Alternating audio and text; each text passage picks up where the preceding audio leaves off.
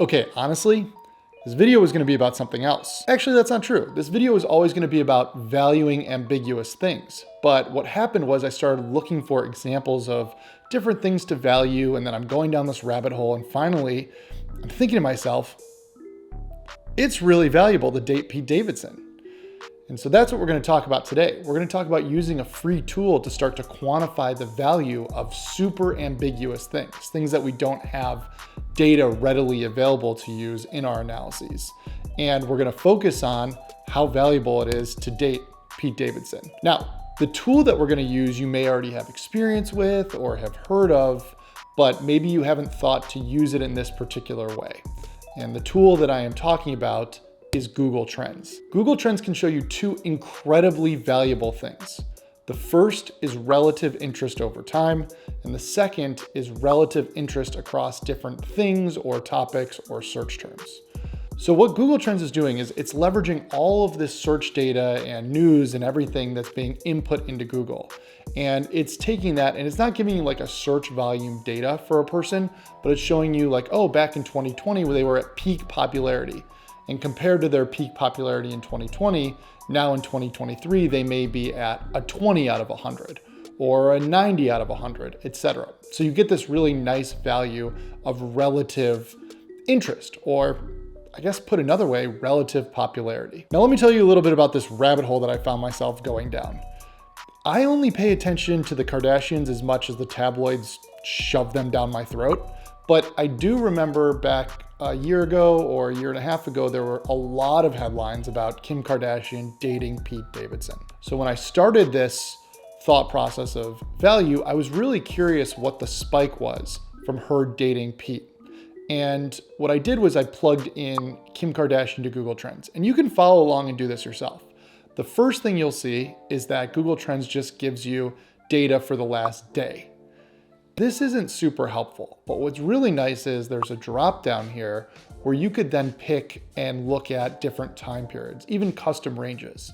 So I figured, let's look at what's happened with Kim Kardashian over the last 5 years. It's important to note when looking at this data that this is Kim Kardashian's relative popularity or interest over this period. It's not like relative to her entire career. So this is all anchored off of 1 point, which is 100. That's going to be the most interesting time, or where she commanded the most attention.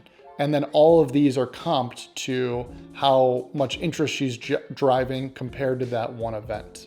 So if we went back farther, then the 100 on this chart might only be like a 50. But I figure 5 years is a good time frame to analyze a person's like relative interest. I want to walk through how I interpret this type of chart. And for me, I'm looking at this. The first thing that jumps out is trying to identify what these spikes are.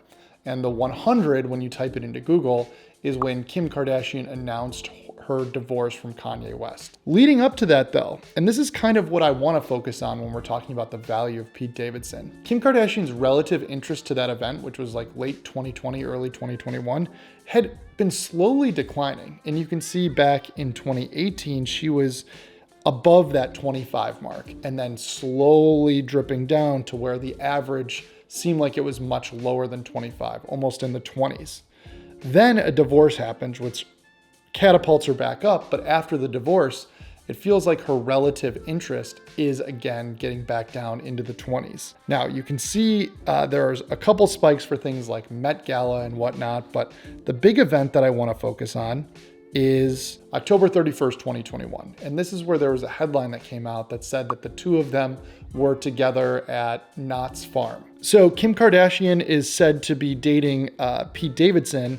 And then for the next like 9 months that they were dating, she had a healthy boost in her relative interest. I mean, this number was back over 25. And when you're hovering over, you could see that it's closer to an average of 40. So her period dating Pete Davidson, in terms of her relative interest with nothing going on or what was happening leading up to her divorce with Kanye West, I think it's safe to say that it was double.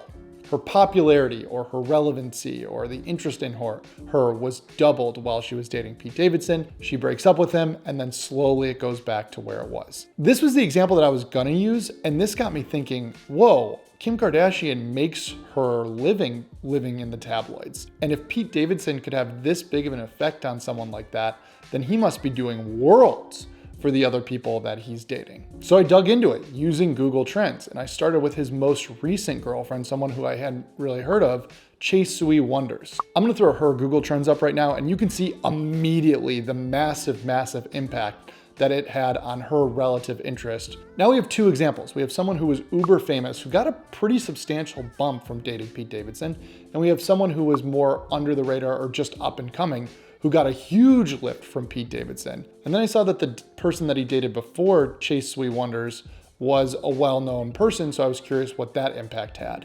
And the person I'm talking about is Emily Ratajkowski. I'm sorry if I butchered that name and made it sound so Chicago. Ratajkowski. Emily Ratajkowski. And again, this is someone who's pretty famous, and you can see the spike. That's right when it came out that she was dating Pete Davidson. Her relative interest went from like the teens all the way up to 100. So he like 10x'd the interest in her just from these dating rumors that were surfacing online. I think I'm beating a dead horse at this point. It's clearly incredibly valuable if you want to be noticed or you want interest in you to date someone like Pete Davidson. In all of these cases, from people who are just up and coming to people who are at the top of the food chain in terms of like social media, everyone's getting a boost when there are rumors going out that they've dated Pete. The last thing I wanted to do here was try to compare the boost that someone gets to dating Pete Davidson to something other than dating or relationships. Like maybe there was a commercial or a movie opening or something that got a lot of buzz where we could be like, oh wow, that is a really valuable thing that generated a lot of interest that we could then compare to people who get this boost from Pete Davidson. And so after some brainstorming and typing some random things in, I found this. And this shows that Lin-Manuel Miranda at his peak was very similar to Emily Ratajkowski at her peak when she was dating Pete Davidson. And when you Google what happened to Lin-Manuel Miranda at this point, you find that it was the opening weekend of Hamilton on Disney+. The popularity that Emily Ratajkowski got on Google was very similar to probably the most famous play of all time premiering on one of these live streaming shows. So that is a lot of value in terms of buzz. Okay, where are we going with all this? Well, first, I wanted to introduce you to Google Trends and show you that there are really interesting ways that you can use this tool outside of just looking for search data. You can use it to start to get a sense for how valuable it is to date Pete Davidson. You could also use it if you're starting a business to comp things like Justin Bieber versus an up-and-coming space in software as a service. And actually, this was something that was done in a venture capital pitch deck.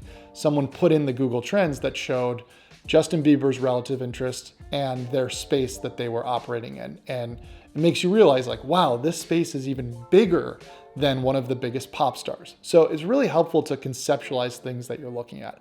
And I also want you to take away that this is a way to monitor interest over time. So if you're interested in something like Bitcoin or other things that are top of mind right now, and you wanted to see how today's interest compares to at its peak, that's going to be something that we can anchor in data. And finally, getting to what is the value of Pete Davidson?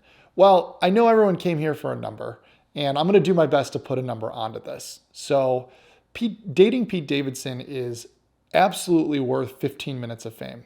And you can decide whatever price point you think that's worth, but I'd value those couple months at, I don't know, probably somewhere in the mid six figures. So maybe even crossing into the 7-figure mark. That's my best guess at how valuable it is to date Pete Davidson. If you have any other thoughts, I'd love to hear them in the comments. If you've used Google Trends for cool stuff, then also put that in the comments so I could take a look. I'm such a small channel, you're gonna be ashamed for me at how quickly I respond to you. And if you like this stuff and you wanna support the channel, please hit that like button and that subscribe button. I hope to see you in the next one.